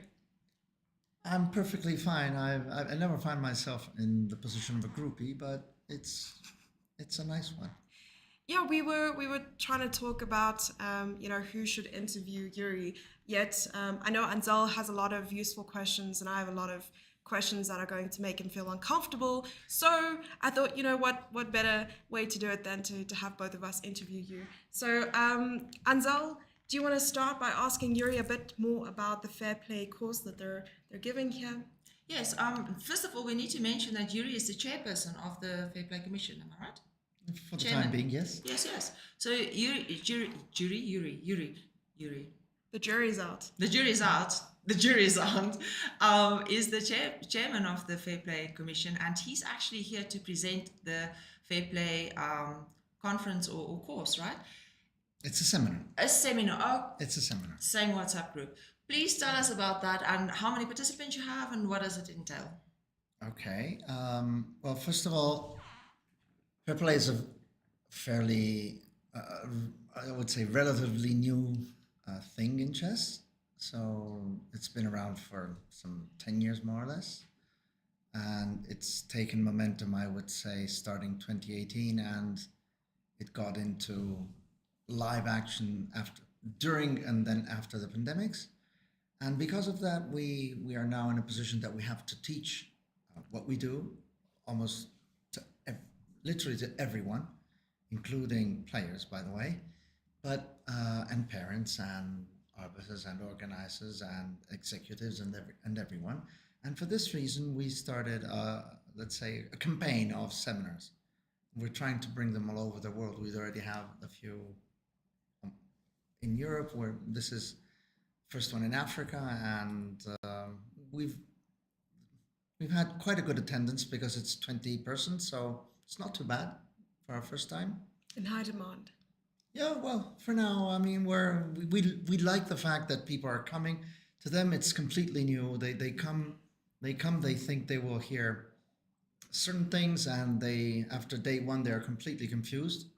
They generally, when they get statistics, it's, they think they're in the wrong place because they really don't understand what's going on. But by the end of the 3-day seminar, they have a fairly, I would say, good understanding of what our job is. And it's a difficult one. It's completely different from anything else you do in chess. I mean, what is the biggest challenge that you if you have to name one biggest challenge at the moment that is a fair play challenge in chess, what would that be? If you have to single out one specific thing. culture. Culture. Yes, of course. It's a cultural shift. For ages, chess players have been thinking about themselves as dinosaurs, people who never change. Chess have been playing in a certain way forever and ever and ever and ever. And grandmasters, they have an aura and everything. And then fair play comes, and we start scanning players and waving thermal cameras at them and telling them that we can scan them during a game. All these things. It's a complete cultural shift for them, and it hasn't been easy. Them during the game? We can, yes. While they With play. your eyes? While they play, no, with devices. Okay. We have all sorts of devices, and if you go to the toilet or you exit the playing area, then there's a chance that we don't abuse the power, of course. It's always a matter of sensitivity and being sensible, both ways. So if you lose your senses, then you're not going to help the tournament. You're not going to help the players. I should say that in the past 2 or 3 years, especially the top players, they've been very gracious to us. They've learned their fair play role, and they act as role models. They know exactly what to do by now, and this helps us, of course. and it's very rare that we would feel the need to scan them during the games. But it's crucial that we have the power to do so, because then you know that something can happen. Doesn't mean we'll do it. So if you were to dumb down fair play for us, and just, we've received, or I've had questions as well, as to what fair play really is. I would also like to sort of ask you for an example from like a case study as part of the fair play course. Like, what would you ask people to answer, just to get their thoughts and to know that they fully understand what fair play is? Yes, I mean, I think it's a nice example because it isn't too deep. It's shallow in a way. And if you have to ask me what we're all about, it's about peace of mind. We are providing a player the peace of mind he needs to play his best chess. And I think this is very clear by now, especially to top players. When we are around, when the best fair play people are around, they really feel like nothing can happen. And then, all that, those paranoid thoughts, they disappear, they vanish into thin air. You're no longer thinking your opponent can cheat because simply he's not in a condition to do so. So you just play your chess. And this is what it's all about. And if I have to tell you one of the many things that happened, I like to mention when a rather well-known Grandmaster came with a wallet this thick. So Is he married? Was it a wallet? Was it full of money? Yes, there's a lot of it. Is he married? I don't know, but maybe he doesn't mind. Oh, I think there's a fine line we're towing here. Back to the case. Do you have a number? I might have to. He also had quite a few credit cards. I see. Oh, okay. That could go both Some ways. Swipe left, swipe right. Some of them were black. Oh, wait. So Back swipe. Yeah. And let's then- get so back he to the came back basics with and this, think with this this. is very. And when it was the first time I think he was going through these checks, and he was sort of surprised when I kindly asked him to take everything off the wallet, and he was not so kind in addressing me. But we are trained to remain cool when these things happen, and I just continued to, can you please? So he took the first million out of the wallet. Okay. But then the wallet So was what's his still name? very thick. No, I'm not giving away the name. So his wallet was still very thick. So he takes the second million out, but it's still there. Did he said, offer "I'm any to you? No, Not at this we don't stage. take them. Under the table. We don't take them. Okay, no, that's no. very I can't say it live. Just I mean, check. Oh, sure. at sure, least, sure. I mean, so we get this wallet, and the wallet, it kind of reduces every little bit, but he doesn't really get the message. You have to take everything out of your wallet, and I can't touch the wallet. When you perform fair play scans or any kind of control, I can't touch the person. I have to ask him to do things for me. It's a human rights Of course, perspective, of right? course. Yes. But Safeguarding. So at some point he really gets annoyed, and he starts taking all the credit cards out, and the wallet is still thick. I'm sorry, I said everything. There was some language barrier, and you wouldn't imagine. But at the end of it, there was a pen drive inside the wallet. A what? A pen drive. A little. Okay. Yes. But Now, you can't use it without a device. he didn't know. He wasn't aware. He had so many things inside that he had a pen drive. Is Now, it illegal to have a pen drive on of course it is. Of I course it see. is. You can have another device you can somewhere hidden where you can just stick it in, plug it in, and see. So you don't want that in any case. It could also be modified so that it can receive signals and produce Morse code or anything. So we don't know. This is something people don't realize, that a cheater is not someone who wakes up in the morning and says, I want to cheat. A cheater is someone who comes with a plan. He knows the plan and you don't. And 2 million. Yes, 2 and million. a couple more. Couple Yeah. more. A couple more, yes. yes. So your fair No, but play- I never thought he was cheating. Absolutely. He just wasn't aware. This is why I'm taking it. He Yeah. wasn't aware it was there. When he saw it, he blushed. He actually blushed. Oh, no. Oh no. Yes. I thought what you were doing was useless. Yes. And now all of a sudden I am the threat. But Yeah. he had no clue he had it. Oh wow. Okay, so then what happened is when he came back, this was at the World Rapid and Blitz for the next time, his wallet was much thinner, much thinner. He just, You went know. on a shopping spree. no, You must have. he just left it at home. It just left it around. Okay, so fair play is as good as money can buy. Not. No. I'm joking. There's a question there.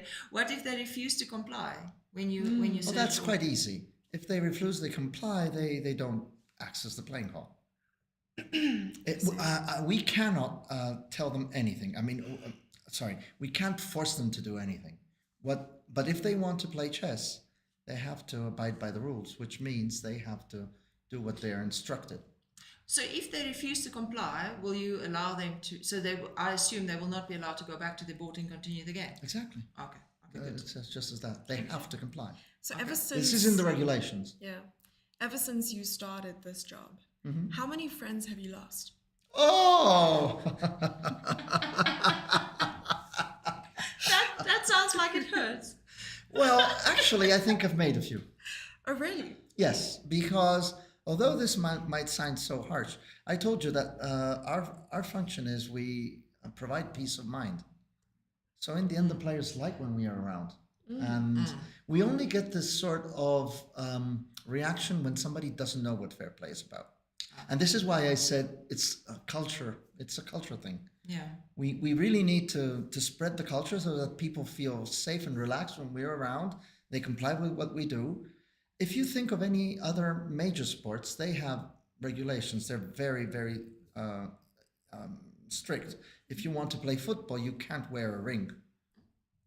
Your nails must be clipped. Yes, whatever. There's a lot of things you have to do before you go. Right, exactly. But chess players, they want to keep all their privileges from the dinosaur age. And with the new technology, if you want chess to survive, you have to surrender a few if you want to continue to play the game and feel safe. What is the craziest thing you found on a person in a tournament? This is privacy. What is the one thing you can tell us of a device found on a person? I wouldn't. You can't get into that. I know. I don't think signed it's fair. An NDA. I understand. No. There's no NDA. I think it's. If you don't mention names, it's okay, but we won't. Not really, because I just think it's. I mentioned you something because of the pen, because that was a clearly innocent. But sometimes it's not so innocent, and it can get pretty intrusive because ladies have purses, and we are supposed to go through the purses and understand what's that. That's why we advise players to come with nothing. With nothing. But now in that instance, for instance, I mean, we are women too. So if I don't mind people searching my bag. Even at the airport, No, sure, that's security normal. check. You We used to have that. this situation in Ghana pretty much. Yeah. But then I can insist as a woman, I can insist that the female search my bag. So Indeed. do you always, I assume you Yes. always have both Yes. genders at a fair play? Yes. or fair play Gender is an officials? issue, and we do have at least two genders. So Yuri, if you have to give, parents are listening to us, because they're following their kids' games, and so there's quite a few parents on the stream. If you can give advice to parents to assist their kids when they play these events for fair play mechanisms or fair play precautions, what advice can you give the parents? Surrender your child to the fair play officer. I'm really glad that you didn't pause for too long there. It was almost there. It was almost. No. It never crossed my mind. I'm worried a little bit because just before the show, you indicated that you are the hit man that's been assigned to Yes. the hit on me. Guys, if you don't find me later today, It's me. Yeah. No, but the point is that if you're a parent and you see a fair play officer with scanners and everything, he's working for your child. That's what he's doing. So surrender your child to him or her, and they are trained to do things well, and they won't harass your children. They will not harm them. They will do nothing, and your children will simply learn how to live in a civilized world they would do this in an airport. There would be no exception for children, and it's not more intrusive than that. And I have not in my life ever seen a fair play expert or officer that would be rude to a child. It doesn't happen. It didn't happen. Not on your watch. Not on my watch. Not on your watch. Not that I'm aware. So when it's for children's event, for instance, do parents have rights to be with their children when they're being searched, or can the kids ask for their parents to be with them when they're being searched? Of course, this is, as I said, it's a matter of being sensible, and of course, there's what the Americans like to call the rule of three. You're never alone with a child, so you don't go in a booth with a child on your own. You always take at least another grown-up with you. If the parents want to be there, it's not a problem unless the parents do their job in an obtrusive way. When then they may be asked out because all good things come in threes. Yes. So I was told not to be. I was told not to be witty. No, but this is Jessie now. This is Jessie. What did I do? Well, yes. You can dress her up. You can make her look pretty, but you cannot take her on a live stream. Okay. You see, that's the problem. So, Yuri, thank you so much for your time. And also, I think it was quite important that parents also have that peace of mind, that first of all, that their kids can play in a fair environment and positive environment as well, but also that their kids are safe with the fair play. This is the idea. So this is what we want to. This is exactly the idea of fair play, and that peace of mind, that the feeling that your child will not be cheated by someone or by a group of people. Sometimes there's a scheme, so more people are behind it. So thank you so much for the hard work that you guys do, and I know it's really time consuming, and it's a lot of effort and encouragement that you need, internal encouragement to do this, And Yuri, we are your friends. You are not alone in this. Right? We're not alone. You're not alone in the universe. We are three here. We are your friends. We will stay your friends. All best thing comes in three, right? Yeah, all best things come in three. So from the three of us, we'll see you just now. We have another person. Yeah, we're not done. Oh, and thank you for disseminating the. It's so nice we're going to do it twice. Fair play, of course. Thank you. Thank you. And we'll see you soon, guys.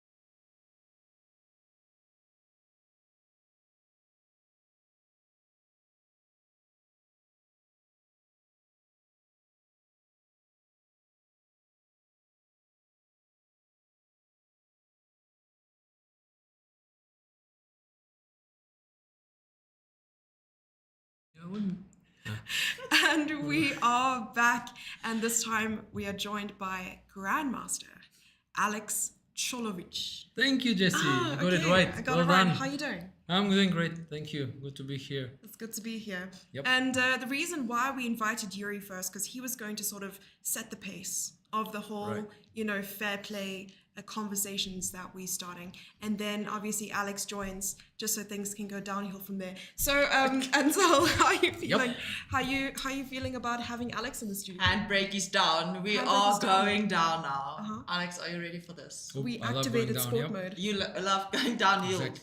Yep. Say it, going downhill. Right. That's There what we I go. said, didn't I? Yes. That's what I So, said. Alex, Yep. tell us first. Let's just chat quickly about the Fair Play seminar. Mm-hmm. How many seminars have you presented? That's a good question. I think this is my second one. Second one, yeah. Yeah. Last year I had one in Albania during the European Club Cup, and this should be the second one. Is this your first time in Africa? Not in Africa, but yes, in South Africa. And how do you find South Africa? Oh, amazing. Actually, I was very excited about this trip because it's first time I crossed the equator. So it's my first time on the southern hemisphere. I was really excited about Oh, this. wow. Yeah. This is where the party's at. Yeah, Yeah, cool exactly. kids, cool kids. Exactly. So, I'm just very excited about the trip, and one of the main reasons I wanted to come in. Is to be on our stream. Exactly. Yes. Yeah. Thank you. But now you've experienced the animals on stream, but what about the animals off stream? I heard you guys attended the safari, or you went on safari. Tell us more about that. Yeah, I would say that the animals on stream and the animals off stream are very pleasant.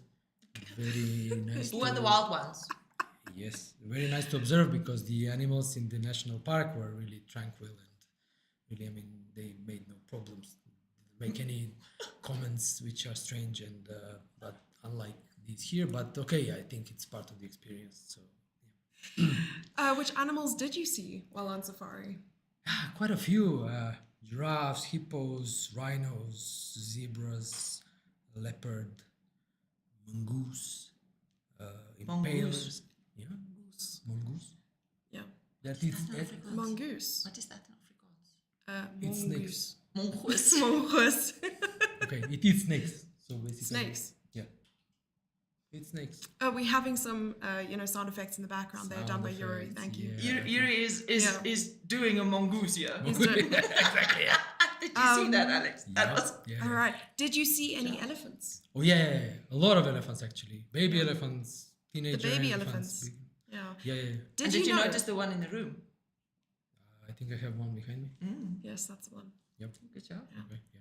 Did you know that baby elephants think of humans as babies too? And they're like, oh, what a cute human. And they like to play with humans. I didn't know it's, that. It's known. And if you were to surround yourself with a baby elephant, they'd be like wrapping their trunk around you, trying to play with you. Yeah. And then The same- Mufasa come from the side and he thinks it's a drive-through lunch snack. I think that's a different movie, but we're on the same Simba. track there. Yes, Simba the lion. So how many people have you had so far in your fair play course that you're doing here? You're only doing one, right? Yeah, it's a 3-day course, 3-day seminar, and we had around 21 person attendees, and hopefully they all wish to take the exam tomorrow, because sometimes it happens that people listen to the seminar but they just drop out of the exam. Yeah, So we Yuri hope- did mention that things get a little bit complicated after the first day, that you confuse them so much and you speak in circles and riddles and stuff like that. And I love riddles myself, but about the exam, how difficult is it? And what's your sort of pass rate when it comes to how serious should people take this course? Well, very seriously, because my experience was that in the last seminar I had, I think a bit above 50% passed, and we tried to make the exam appropriate for the level of the attendees. We tried to explain things in as clear way as possible, and we tried to help them what they can expect at the exam. So we really want people to pass, because ultimately we need qualified people to join the commission, because as Yuri mentioned, it's the beginning, and we need people to actually be there wanting to do the work. all over the world. So we want people to pass. We try to help them the best we can, but we still keep our level. So I mean, we don't want to just let everybody pass. They need to show some sort of knowledge. You know, Anzel, the only reason why I'd want to attend a fair play seminar and course and write the exam and pass, don't look at me like that. I know where this is going. Are you going to talk about my Uno fair play No, capacity again? but I would love to wave a wand around everywhere and go like in Star Wars, you know? Searching the people. Exactly. And then just wait for it to go off. It would make me so excited and fulfilled. I think that'd be amazing. Yes, this is universally true. Having Yes. that People wand. like to play with wands. You don't get to wand everyone everywhere. Yeah. I'm sorry. Did you hear what Alex said though? What did he say? I don't think it's worth repeating. But Okay, then don't. This is a family show. It is Alex, a family we've show. been through this now. This is a family show. Yes, Yes. and I'm just telling the truth as it is. Okay, just the truth as it is. Exactly. No filters. Good. Jesse, can you pull up the under 18 board one I day for think us, so. please? We can't Because have we a grandmaster in the house and Yep. not look at chess. It's Yes. just that would be blasphemy, really. Yep. All right, so we have a result already on that board that we were looking at a little bit earlier.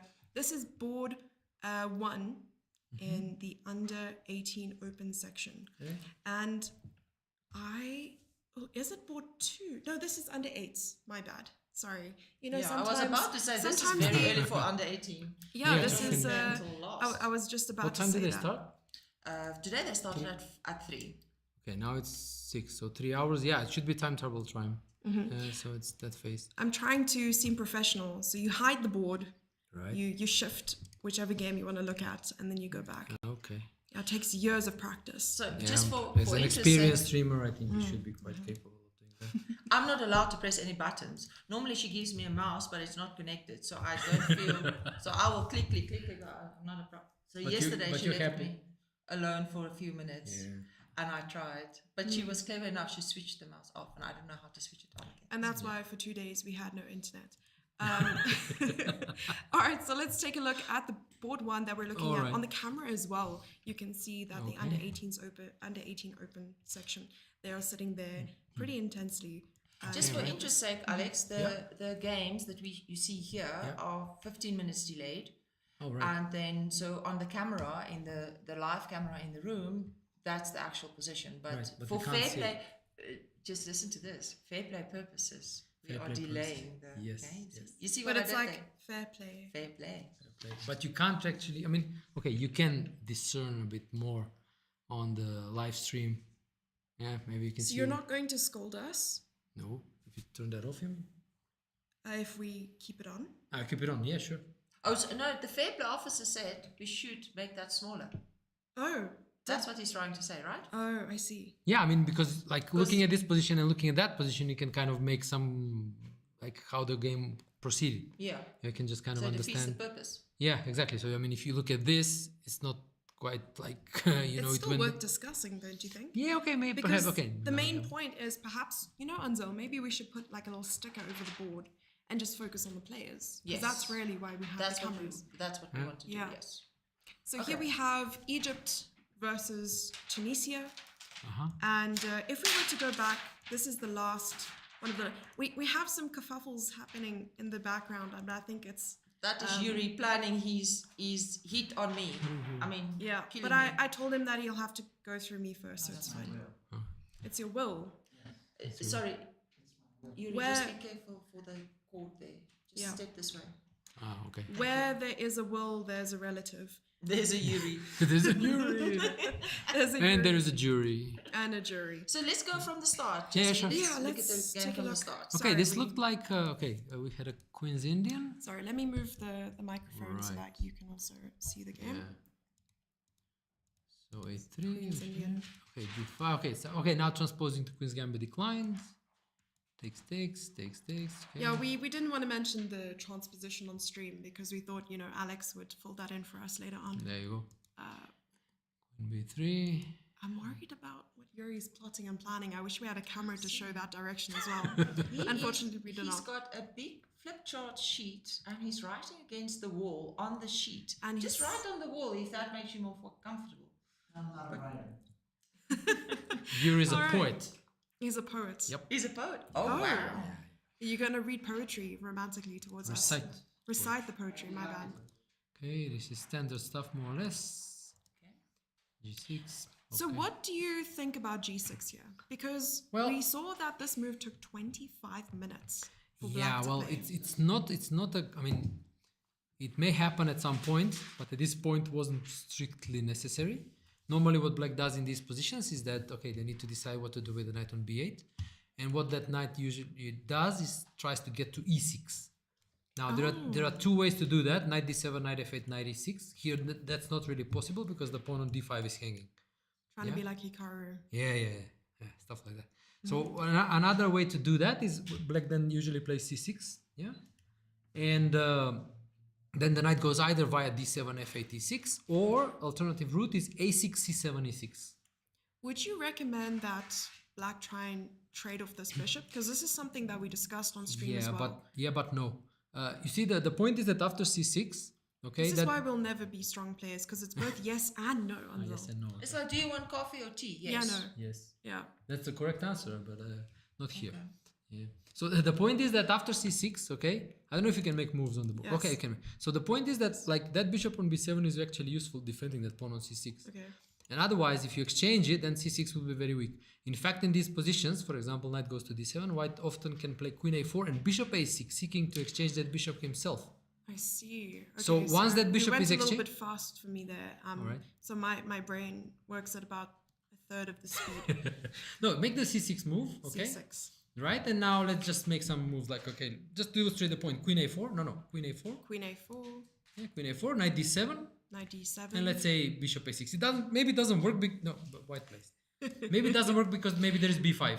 There is b5 and the I bishop see. is dropped. But Okay. the point I'm trying to make is Yes. that in these structures, white wants to exchange that bishop because that White weakens wants to exchange it? because it weakens the c6 pawn. I see. So just let's say take on e6, take on a6, queen Yes. a6, and now that pawn on c6 is weak.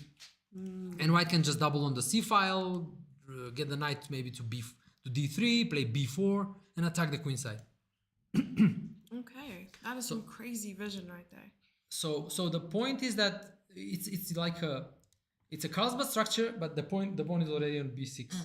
Black would like to have it on b7 and then play c6, and then exchange of light squared bishops is fine for black, but not here.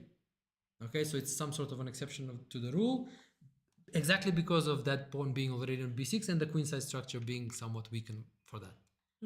So g6 in this position, I mean, is black played? Okay, possible move, but I think it's not strictly necessary. I think it's more important to kind of solve the problem with the development of the knight. So I don't know what black did in fact. I mean, okay, nothing yet.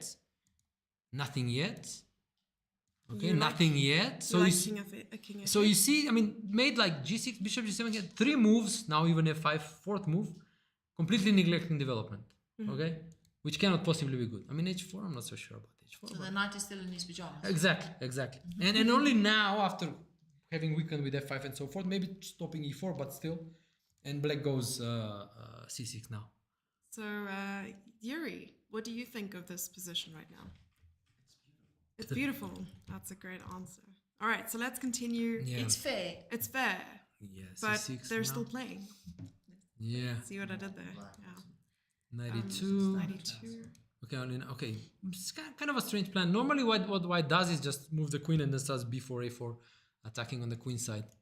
That's what normally white does. Now, playing with the king side, not so sure, because the queen cannot easily join to play on the king side, and just playing with pieces and pawn shouldn't achieve much. So I'm not too enthusiastic about this plan of h4, h5.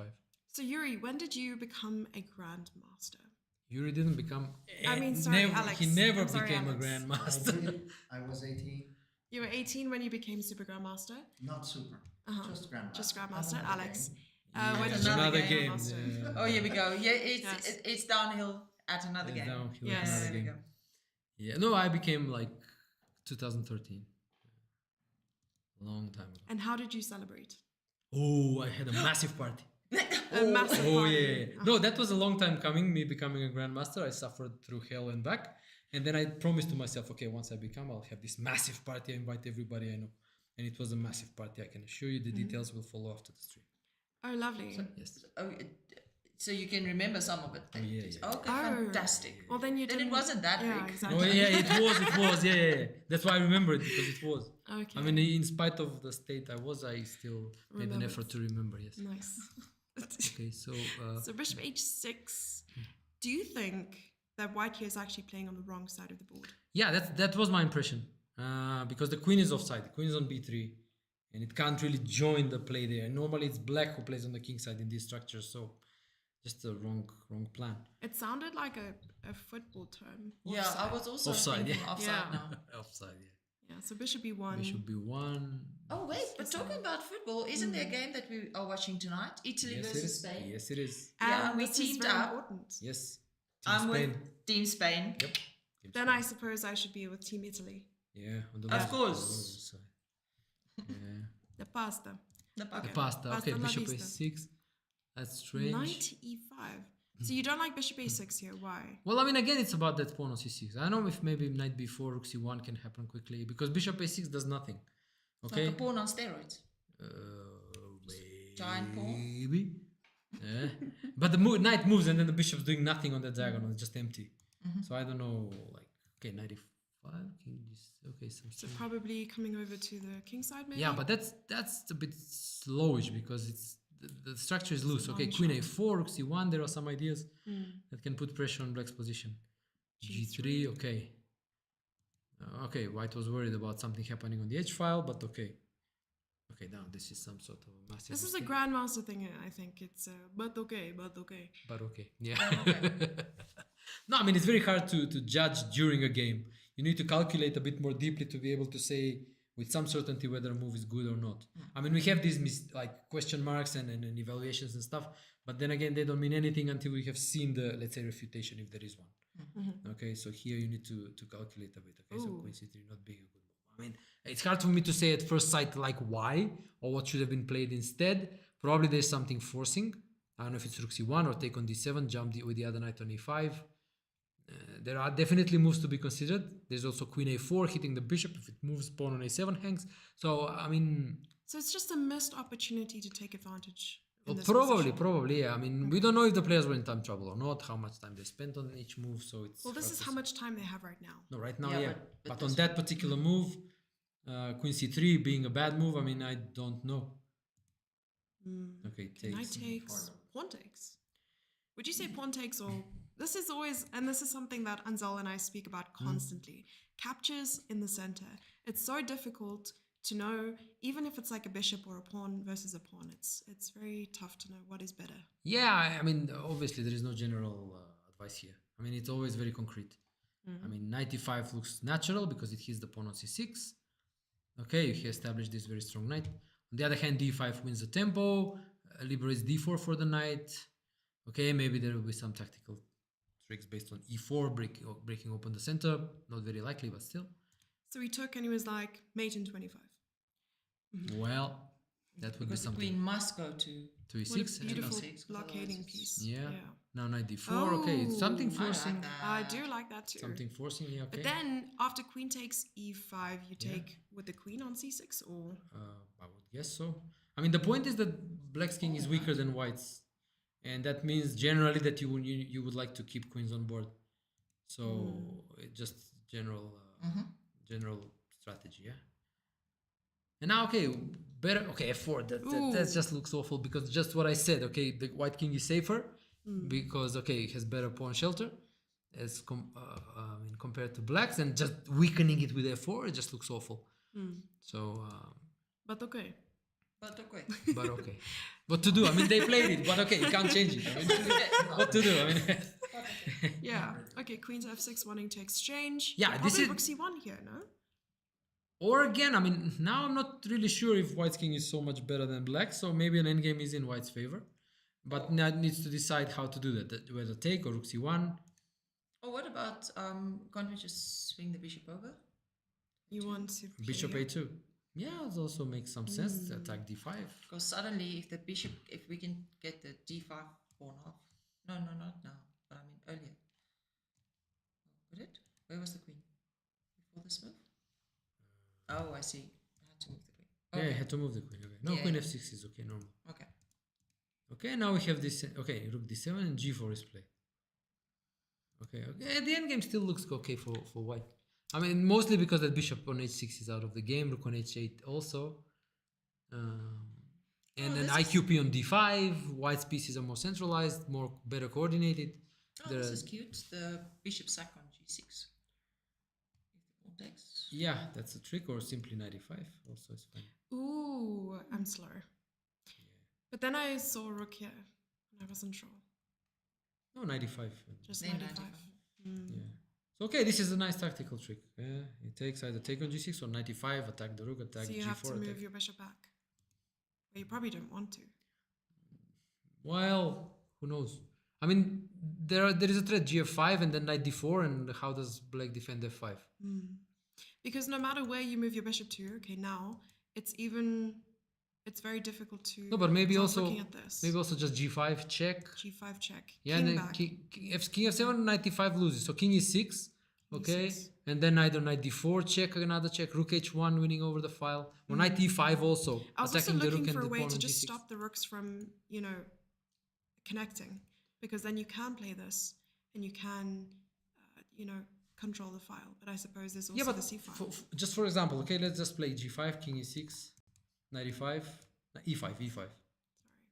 Attack the rook and the pawn. And now if you double, okay, it's fine, but you go rook h1, and all the rooks are exchanged, and the black loses the pawn on g6, but there is no defense.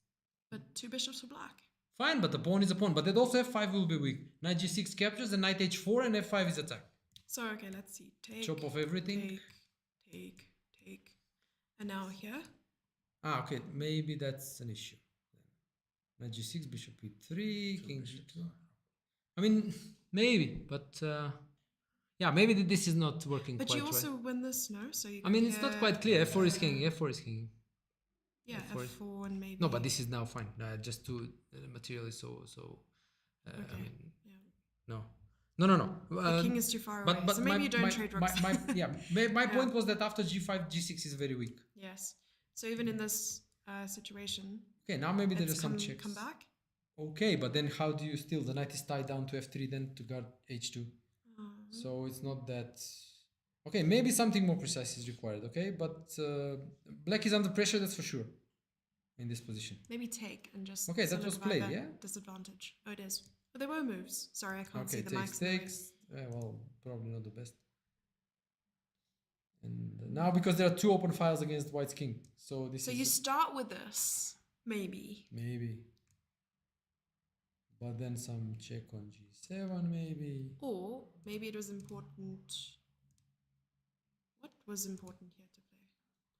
No, I think g5 should be right. But then, okay, maybe king e6 and now rook h1. Just to yeah, just to exchange one pair of rooks, and then there is no counterplay on the h file. I just want to see something. Yeah, sure. I'm gonna be naughty. Yeah. Oh, e4. That's crazy. I would never have seen that. Yeah. Oh wow. Wow. Okay, but that's hard to see. I mean, but even if you don't play e4, it's pleasant for white. So here first king e6 and e4. Yeah, this is just tricky. Oh, and there's yeah, bishop this is a2, nice. and yeah. Yeah, because if the pawn takes, you exchange the rooks and you win the knight. Ach, the bishop. Yeah, you can do that too. Yeah, and there's also bishop a2. So you can take and knight b8 check. Rook takes rook. I see. Yeah. So take with this Take pawn. with this one, and now I don't know. Maybe immediately this. Or bishop a2 first, and because threat of rook e4, knight b8 also is valid.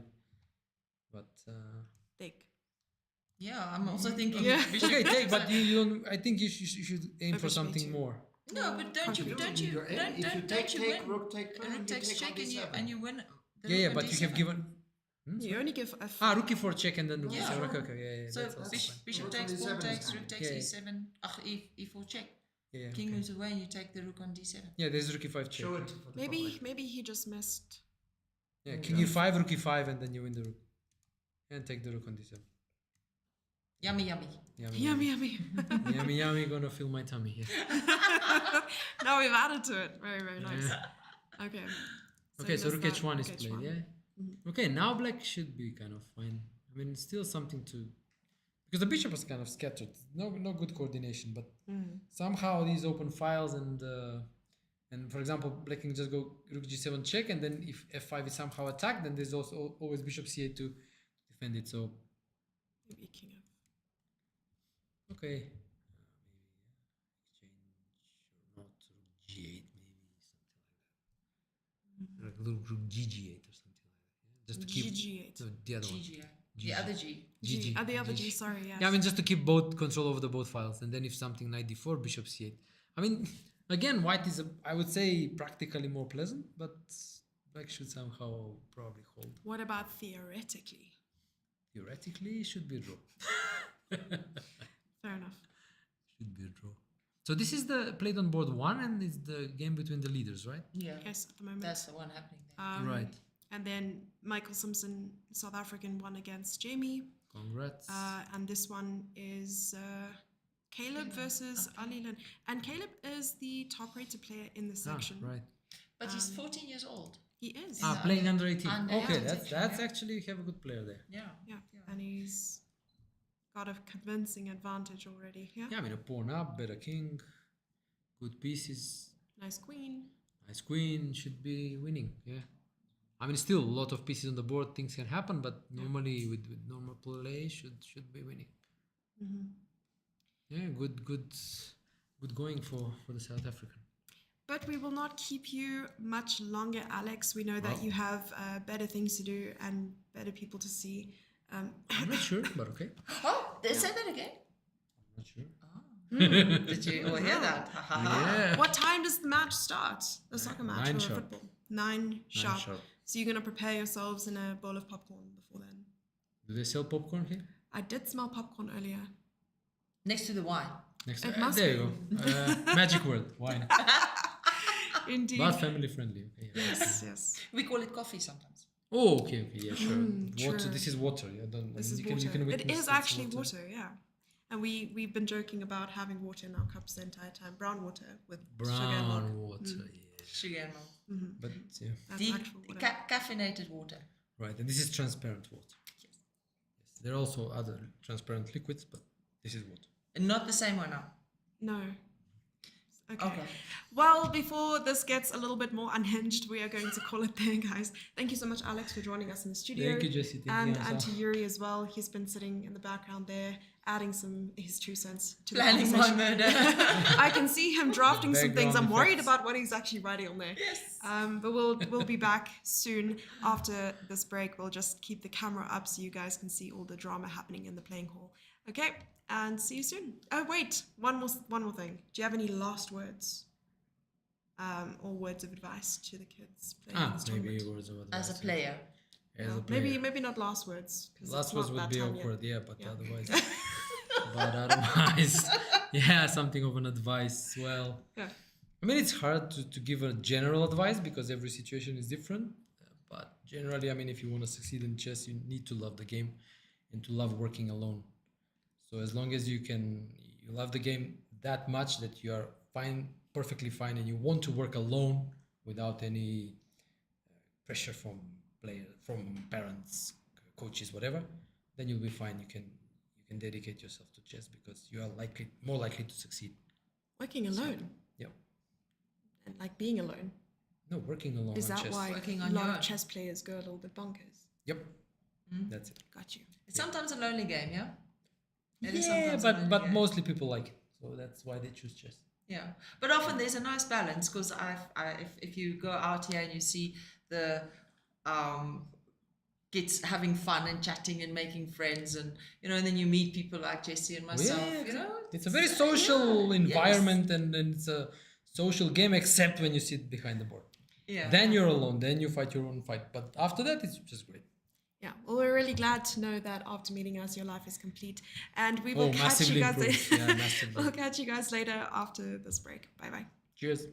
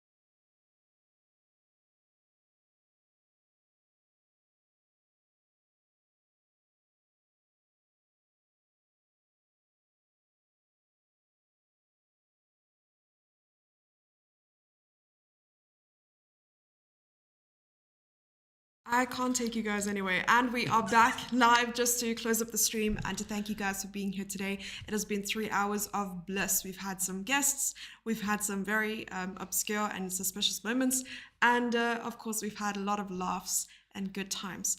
And thank you, Alex and Yuri, for joining us. If you have any, I'm not going to say final words because it sounds like you're about to go into like an executioner's room or something. But any last words for today's stream? But what is this if not an execution room? Is it guillotine not? is outside. Yeah, that's what I mean. Yeah. Okay, I'll just say a few words. Separate. Okay. I was taught this just 10 seconds ago. So this was lacquer. Sharp, guys. I thought that went well. Our job here is done. I think so. I think we don't even have to be here anymore. They will be continuing the stream tomorrow at 3 p.m. where we will be witnessing round 8 of the African Youth Chess Championship. Thank you all and good night. Good night.